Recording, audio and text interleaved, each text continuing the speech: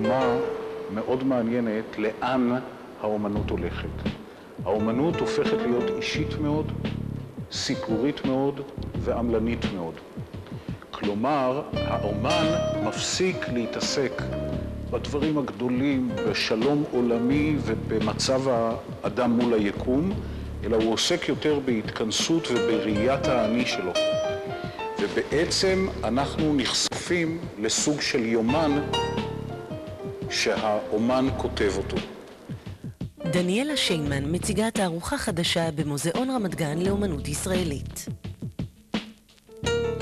כל הסאגה הזאת התחילה כשרציתי לתת תחושה של מציאות, וחשבתי איך אני אביע תחושה של מציאות לתוך הציורים שהיו אז בזמנו מאוד מאוד צבעוניים. והתחלתי לעבוד בעיפרון. אמרתי שהצבע אפור זה אולי הצבע שמתאר הכי טוב את המציאות. ועבדתי שנים עם עיפרון, ועליו הייתי עוברת בצבע. יותר מאוחר נכנס הגרפיט. ובשלב מסוים שהרגשתי שמיציתי את הצבע, מפני שהצבע פתאום נראה לי כאילו שאני מכסה בעצם את מה שאני רוצה להגיד. זה פתאום משהו מגונדר כזה, מיותר ומגונדר. ואז החלטתי להוריד את הצבעים לגמרי. הרגשתי שאני פשוט לא יכולה לגעת יותר בצבע. ועברתי בעצם לספר את הסיפור האמיתי שהיה בתוכי כל הזמן. ופחדתי כאילו לחשוף אותו, פחדתי להוציא אותו החוצה. וזה תהליך של רדוקציה, מפני שאחרי שהורדתי את הצבעים, הרגשתי שאני רוצה להגיע לתמצית יותר גדולה של הדברים.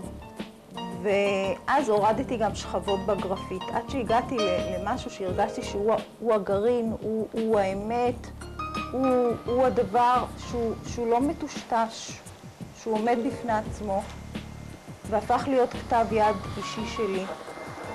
האומנית לוקחת אותנו למסע עומק אל נבחי החלום, בתמונות גדולות מימדים המצוירות בגרפיט על בד.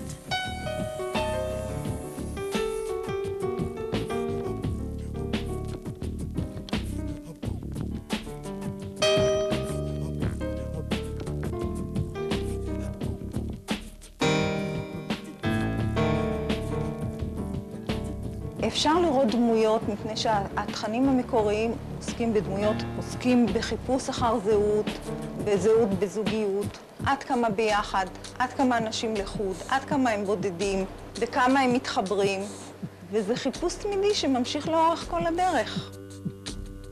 הדרך שהיא עשתה מציור הצבע המלא, שהיה ציור על פי המושגים הקלאסיים של הציור, אל ציור שהוא בעצם מאוד מינימליסטי, באפירנס שלו, בהופעה שלו, אבל מאוד מאוד מאוד מלא בתוכן שלו, הופך את התערוכה הזאת לדבר שמאוד מאוד כדאי לראות אותו.